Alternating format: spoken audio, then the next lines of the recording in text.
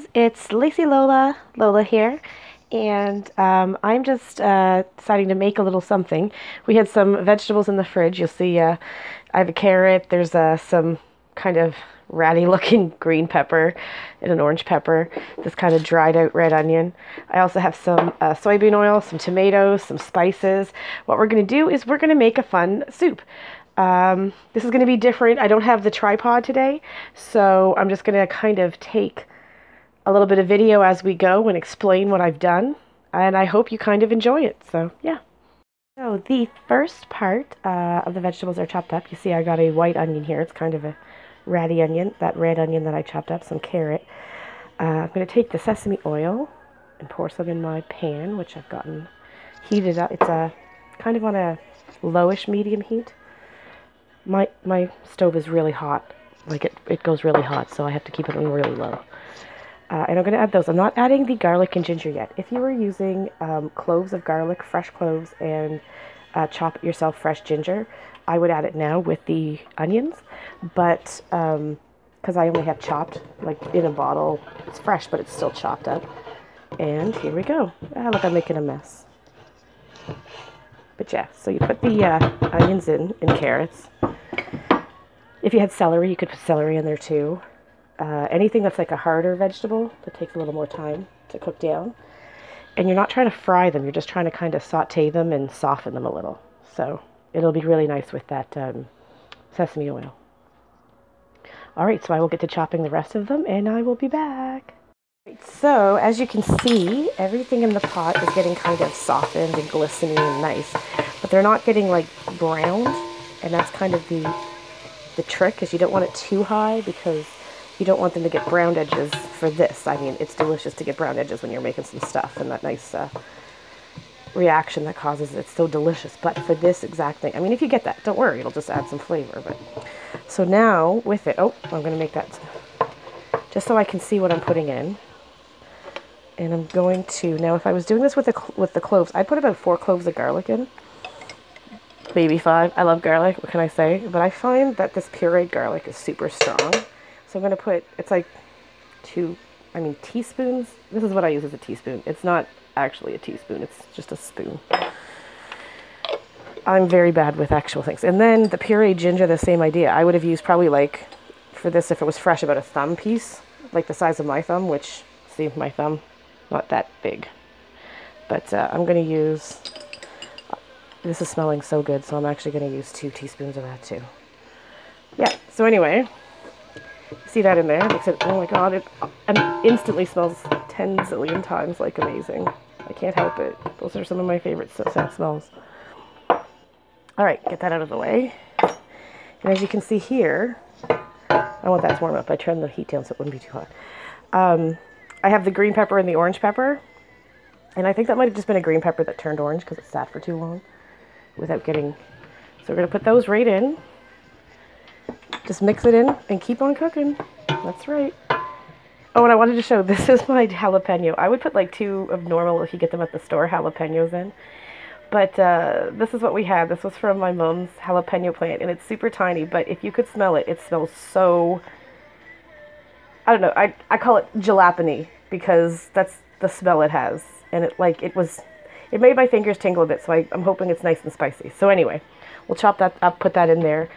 If you don't want it to be too spicy, but you want the flavor of the jalapeno, clean the seeds out and the veins, that whitish veins on the inside.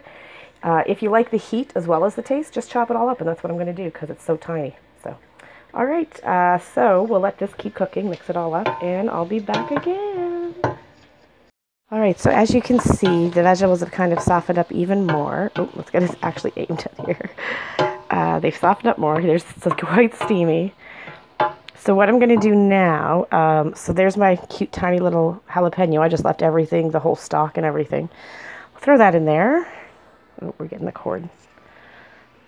All right. I also have a can. So this is I don't know, 28 ounces it says, 1 pound, 12 ounces, 794 grams. These are tomatoes. You could use any type of tomatoes that you have. If you have tomatoes from your garden and they're going to go bad and you're not going to can them or anything, use them for this. Chop them up, throw them in there. You just want a good amount, so like a pound of tomatoes type of a thing. If you had whole tomatoes, put them in, because we're going to be using an immersion blender after, so it doesn't matter how chunky they are.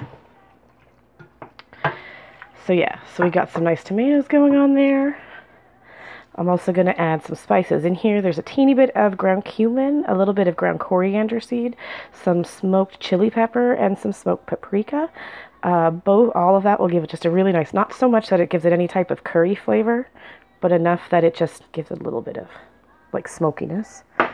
And I am also going to add, you know, what's this, 156 mils, like 6 ounces of tomato paste. So we're going to add that in there and let it mix all up, and also salt and pepper. So I just grind pepper in until there's like about, I don't know, tablespoon of salt. That's tough for me to say because I don't measure anything, but I will get it all cooking, and then once this warms up, I'm going to be adding chicken broth, and I will show you as I add it. You could add vegetable broth, you could add tomato juice, you could add V8 juice. Like, V8 juice would be tasty because it has all those other vegetable flavors in it too.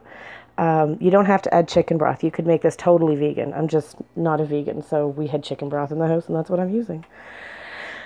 Alright, so we'll get this going and I'll take you to the next step. So it is time to add the broth. As you can see, the tomatoes have just, you know, they were all diced up anyway, but if you'd had full tomatoes that cooked down, if you'd used fresh tomatoes, you'd want to cook them for a bit. As I was doing all that, I found some green onions and I threw them in there. I put the salt and pepper in, and so now I am just going to add, like, this is almost a liter in this Tetra Pak, and I think I'm going to add about half of it first. So, like, that's 2 cups.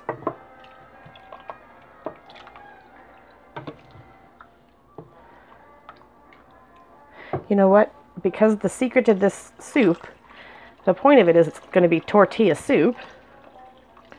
It needs to be, it's going to get thick again after I add the tortilla pieces, so, and when we buzz it up. So I actually added more, so I probably added about 3 cups of broth. But you could, you know, use your own judgment. You can see about how liquidy it is now with the big chunks of vegetables in there. And now comes the tough part, the waiting. When you just let it come to a low boil and then reduce it down and simmer it for a bit. The longer you simmer it, the more the spices are going to mix in and stuff, but you don't want to stew too long because then you lose the really nice freshness from the vegetables. So yeah, so we'll let this cook for a bit, then we'll come back because we are going to add tortilla chips. Now, you could use corn tortillas, like if you have soft corn tortillas. I just don't have any. I usually, if we're going to have them, I make them, and I'm not going to make them just for this. But we had some yummy tortilla chips in the cupboard that had gone stale because we went through a nacho kick and then kind of went off nachos because we ate them too much. But there's some yummy red corn tortilla and some white corn tortillas. So those are going to go in after this cooks for a bit, but before we blitz it. So yeah, so stay tuned. Be back in a sec. Who got to watch for that steam? So we're back again. You see it's been cooking a little bit and everything's getting really nice and soft. The carrots are the toughest part. They're going to take the longest. If you had other vegetables that you're growing in your garden, this would be great. You could put zucchini in here. Whatever you grow, you could throw in here. Squash would be kind of yummy, I think. Different things like that. It's just really making sure that whatever the water content of what you're putting in here, you adjust for with your stock or with your juice or with your water in the end. So what I'm going to do now is I'm going to add this kind of like small bowl, you can see, of these tortillas. And I'm just going to mix them in. And that seems weird because you like tortillas to be crisp. But these are going to cook in because it's going to add this like neat corn flavor. But also once it's buzzed, it's going to be nice and thick, which is one of the reasons we added so much extra of the stock than I was going to. If you're using fresh corn shells, and you do not want to use flour tortilla shells for this because it'll just go gummy as opposed to the way the corn is. But if you're using corn tortillas, soft corn shells, you want to use about, I mean, they're usually small, so if it's like a 4-inch or a 6-inch tortilla. I don't know, like 4 or 5, cut up into pieces. Strips is easy. But yeah, because you can see it's totally thickening up. They're soaking it up like it's like putting chips or crackers into your soup when you're a little younger. I still do it. What am I saying? All right, so let that cook for a bit because you really want the tortillas, like not too long, like maybe another 5 minutes of cooking. And I'm going to get the blender ready and then we're going to do some blending.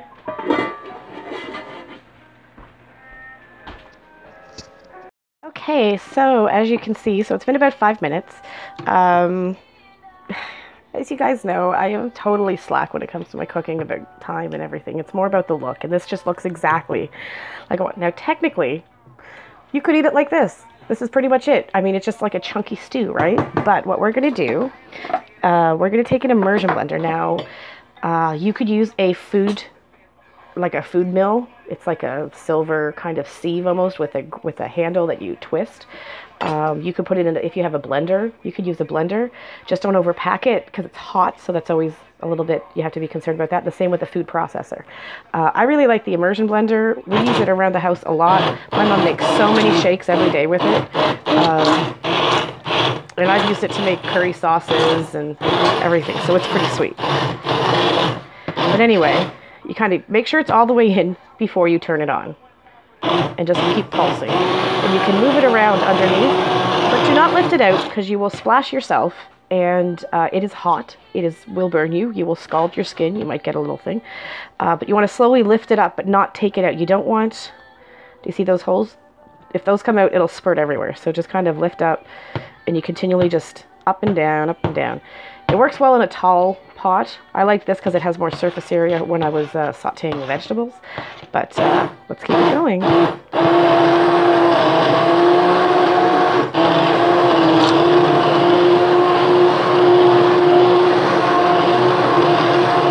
to that whirring. I can't imagine what that sounds like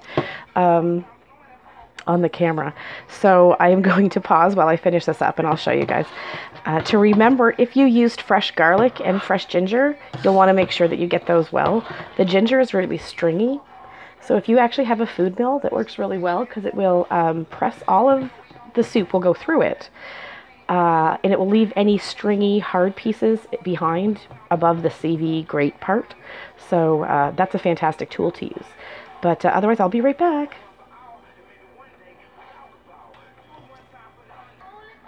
All right, so as you can see, I have blitzed it up. It took me a little bit. You could run it through a strainer if you want to, a sieve, to make sure that it's nice and done. But you can see it's like really well. I went looking through with this thing.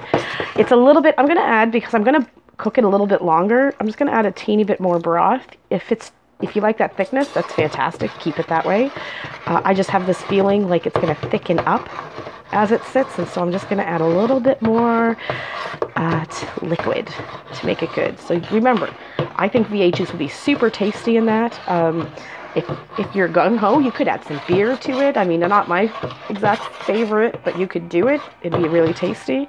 I got to tell you, it kind of smells like an amazing taco salad. Like the tortilla chips give it this weird corn delicious smell, and then all the vegetables and the peppers in there, and then the spices. It's fantastic. Yeah. Oh my goodness, look at that. How nice is that? Anyway, we'll let this kind of let it just simmer for a few seconds, and then turn the heat down low and serve. Yum. And here is the final product. You'll see I have a nice little bowl here. I put it in. I wish it would focus better. But I put a little dollop of yogurt on there. It's a nice thick Greek yogurt. You could use sour cream as well. And then I just put, this is a little Mexican salad toppings that we keep in the cupboard. It has like some sunflower and pumpkin seeds and tortilla strips and peanuts and stuff in there. But I thought it'd be really good. And so there you go. That's tortilla soup.